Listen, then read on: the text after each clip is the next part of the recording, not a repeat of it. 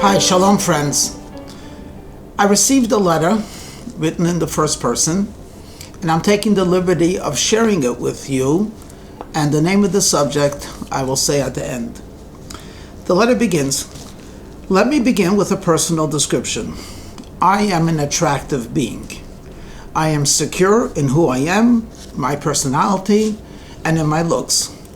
Though I might be described as having a hard exterior, my inside is warm, and I might say even capable of giving life.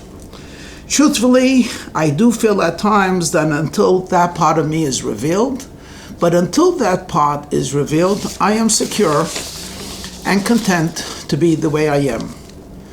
Actually, my environment and people around me are just like me. They are attractive, self-contained, secure, and cold.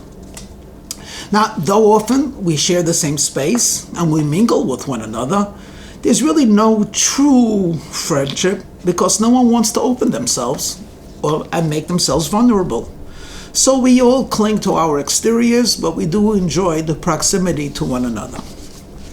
But all of that changed one day when I was taken from my comfortable environment and unceremoniously dumped into a foreign one.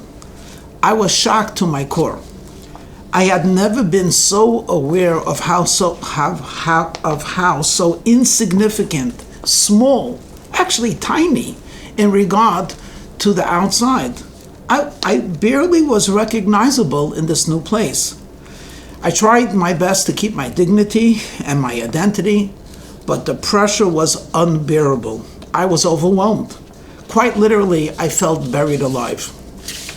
I resisted as long as I could, but I couldn't feel myself slowly disintegrating. My personality and my confidence was being challenged in a way that I had not envisioned. Ultimately, I realized I was struggling against the inevitable, so I gave up. I let myself dissolve. I died. But then something remarkable took place. I was reborn. My death was my birth. I began to pulse with a vitality that I had never thought possible. Have you ever heard the expression, "He could move mountains"? Well, that's the way I felt. Nothing could stop me. I could push through earth and through stone, and nothing could stop me. I struggled mightily, and I am proud to state that I succeeded beyond my expectations. Now I tower over my past. I enjoy the world in a way I had never enjoyed it before. The sky, the earth, the life-giving water. People actually look up towards me. In fact, I could say truthfully, I am appreciated by all and actually desired by many. If you ask me, was the struggle worth it? I give you a very clear answer. Yes, it was worth. In fact, I have a fervent wish that my children experience what I underwent. Sincerely, Yosef Garin, or an apple seed. My friend, I just described to you perhaps one of the ways a seed would describe its Oddyssey. And as I was realizing that, I came to the conclusion that perhaps my soul could write me a similar letter. My soul would start with something to the effect like, here I was self-contained, a godly energy, together and surrounded by other godly energies, each one self-contained, no true merging between them, but all appreciating where they were. And then suddenly, this soul was thrown down, not asked, forced to. And it found itself in a body of flesh and blood. And during the 9 months of gestation, this soul struggled mightily to remain a soul. It did not eat on its own. It did not drink on its own. And what did it do? Well, according to the mystics, it was studying Torah. Until finally, it was born. The death of its existence turned into birth.